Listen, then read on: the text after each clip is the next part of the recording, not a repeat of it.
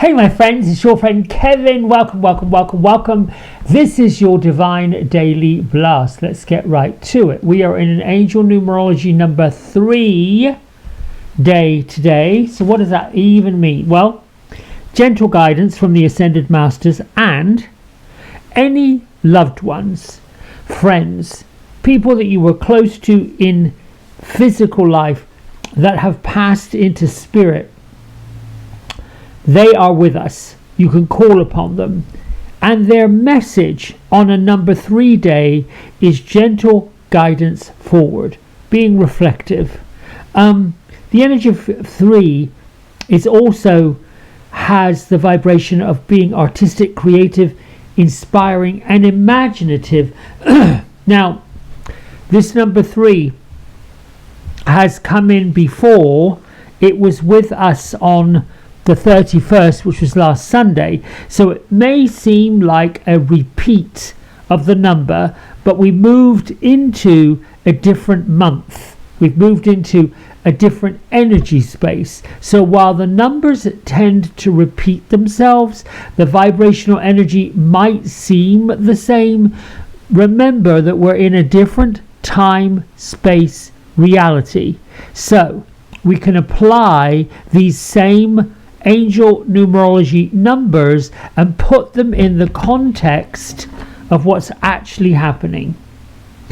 Now, there are a number of archangels working with us on this number 3 day. Archangel Azrael, Gabriel, Raziel, Jophiel, and Zadkiel. A number 3 angel numerology day works with the 3 of cups or the 3 of water, which is literally about celebration. Celebration of fun, celebration of light, celebration of love.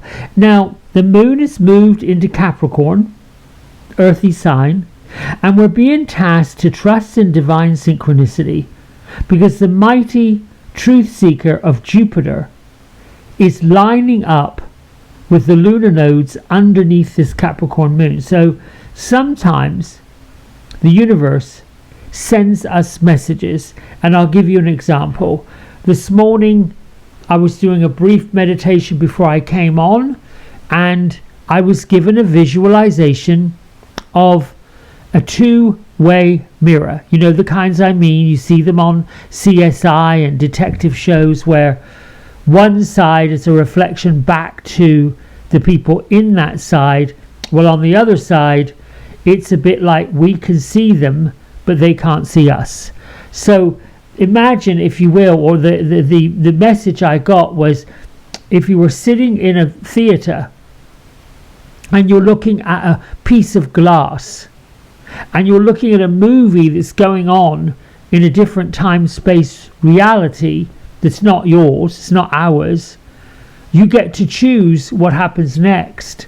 You get to see what happens next. And many of us look at our time space reality as being not so great, not so good, really tough. That's our internal look. That's our internal feeling. That's our internal thinking.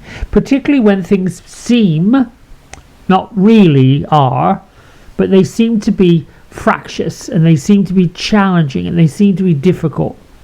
So if you can imagine yourself as you are in your spiritual self, seeing life being just fine and dandy and everything moving along perfectly, perfect time, perfect space, perfect synchronicity, everything lining up the way it's supposed to line up without giving a thought to the hows, the whys, the whats. It's just like, wow, this is the yellow brick road to success. Yet what you're looking at, thinking and feeling is the opposite, which will be those folks who can't see the light, who cannot see the love and cannot see the wonder of life. Then you're looking at something that doesn't line with you, doesn't line up with you, and it could seem, feel, and look a little strange. Maybe you get that visualization, maybe you don't. It's like, how are you looking at things? I am patience and forgiveness. That's, you're patient and you're forgiving. I am constantly attracting wealth and prosperity. My money is growing. Abundance comes to me easily. Thank you. You can say thank you, thank you, thank you. You can repeat this on and on until you really begin to feel that that is really what's happening. We are constantly attracting wealth and prosperity. We just don't say that we are. Even if it's a penny, even if it's $1, it's growing, it's coming, it's abundant, never stops. It's like water from a faucet. We don't need to know how much water there is in the reserves, wherever it comes from, your city, your well. We never say there's no more water left. It just keeps coming. The ocean keeps coming. I love watching how the universe makes things happen. You want something to happen? You put it out there, the universe brings it to you. What else can I say about today? Divine synchronicity, we've covered that. Capricorn lining up with the lunar nodes, we've covered that. Being reflective, understanding, soft, just moving forward with the flow of today. Here's a message from Archangel Raphael. With my emerald green rays of light, I can bring your body and soul back into alignment for optimal health and balance. I am deserving of vibrant health. I honor my body and my body honors me. I honor my body and my body honors me. This temple that the soul lives inside is being honored. You're honoring it, putting good food into it, bringing really good health and vibrancy to yourself. Mayat is here. Divine intervention, asking you to think about things a little bit more, weighing up your options, choosing the highest good, whatever that highest good looks like, appears like, and is like. Mayat being the ancient Egyptian deity, she associates herself with the truth of things, the harmony of things, the balance of things. She's part a goddess and she's part an ethereal being. She's depicted with wings, which are often associated with the being of beings in heaven. She has this golden energy about her. So we should call upon her for support in making really important decisions and balancing things out. We also have Mary, Queen of the Angels, telling us not to be afraid. She's got our heart. She's got our soul. Look, she's holding her soul. You are a beloved being of the universe. And just as she loved the Master Jesus and she ascended to become the Queen of the Angels, her presence is like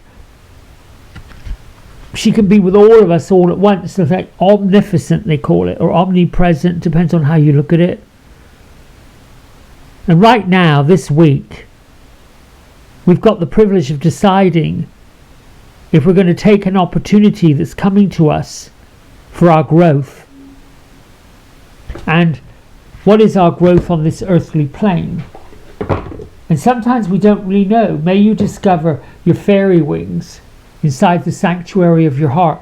But this requires each and every one of us to go within, to seek the truth inside our own soul, our own heart, not to block other people out, but to choose what's best for us. What is best for you? And then in choosing what's best for you, you can release any kind of tension. You know, when someone says you should do this and you should do that, and you know they do, that's based on what they would do. That's based on what they would say. That's based on what they would want for you. They've been telling you to do things your whole life, or however long you've known them. I'm going to choose this card today. Gertrude and Beatrice, I checked in with them. They have left their gorgeous marshmallow castle and they went back into the woodland hollow. But they're basically saying retreat within. And the magic and the miracles and the playfulness and the fairyland lives within us all. And we should embrace it. Let's see what the card has to say. Protect your dreams. Now this picture sort of looks like this woodland hollow that Gertrude and Beatrice are inside. The card says you are the guardian of your precious dreams and they are safe in your care. Keep them close to your heart and wait until you're ready to release them. Your dreams, your hopes, your wishes, our dreams, our hopes and our wishes should probably continue on the same track of wanting what's best for all mankind everywhere. I follow a lot of podcasts, astrologers, some tarot. I don't follow the news. It makes no sense. And what I'm getting from podcasts from all around the world, from spiritual teachers and those who do something similar to this, spread the light, spread the love, increase the momentum of it, increase the inspiration of it. And my purpose for this, when I first started doing it 5 years ago, I really didn't know where it was going, but I had an intention. And the intention was to enlighten, to inspire, to heal, to bring love, to bring happiness, to joy. And many of you have commented, and I'm so grateful for that, that they do lift you up, that it does get you started off the day on the right foot, makes you feel better, gives you inspiration to go share it with other people. That is the intention. What I listen to and what I watch and where I get my information from, I get inspired by. I get inspired by people who are in a transformational what's the word I'm looking for? They're in transformational businesses. For example, I was watching the Royal Ballet Company, particularly the male ballet dancers who go through this whole process of starting off as teenagers, and they go to I don't know where it is. It's like a preschool, and then they get their acceptance letter to the Royal Ballet. But they were following the careers of male dancers and how they have to transform.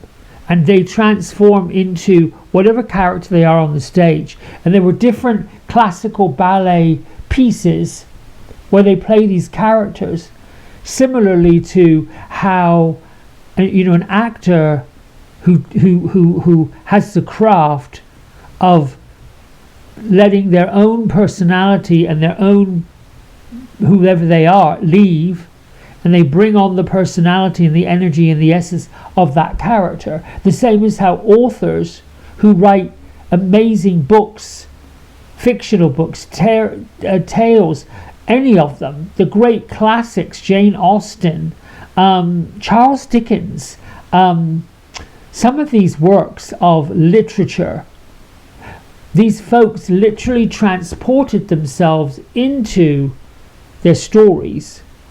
So I get my inspiration a lot from the transformative effect of whatever goes down on the paper somehow comes to life. This is where protecting your dreams are. Your dreams belong to you. Whatever you can dream up, just keep on expanding those dreams. Keep on stretching them out like dough. I feel like I'm kneading a loaf of bread when I'm doing this. And let them expand the creative energetics of your mind. And then compare it, not for very long please, because it's not good. Compare it with the feeling of being in this stuck, ookie, gookie, nothing's possible, everything's breaking down, nobody's got any money, the economy's going to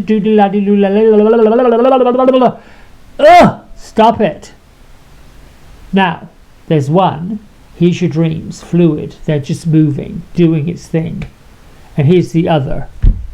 Doom and bloody doom and gloom and not so good and a do. You hear people complaining about the weather. Oh, it's so cold. Well, yeah, seasons are changing. But it's nice and warm somewhere else in the planet. Somebody else is getting the sunshine that we already had. We got to share it. I'm being a little ratchet, I know. I was having a conversation with somebody who talked about the homeless.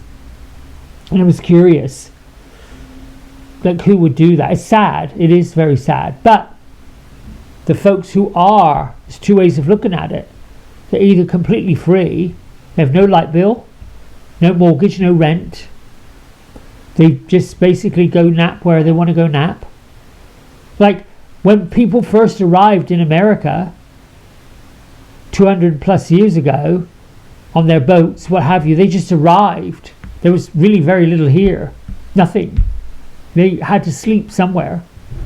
I don't think they brought their covered wagons with them on those boats and wanted a lot of room. So what do? They made do with whatever they could make do with. Were they happy? I don't know. Don't know anybody that did it. However, all over the world, discoveries were being made. Then we had the Industrial Revolution. Then we had all these crazy wars in the 1800s. And on and on and on and on it goes. It's like our dreams. Partly come from past lives and stuff. Where are we going? What are we doing? And that's the magic of being part of something big, something huge. Let your dreams expand. And that's all I've got to say. Until tomorrow. Bye for now.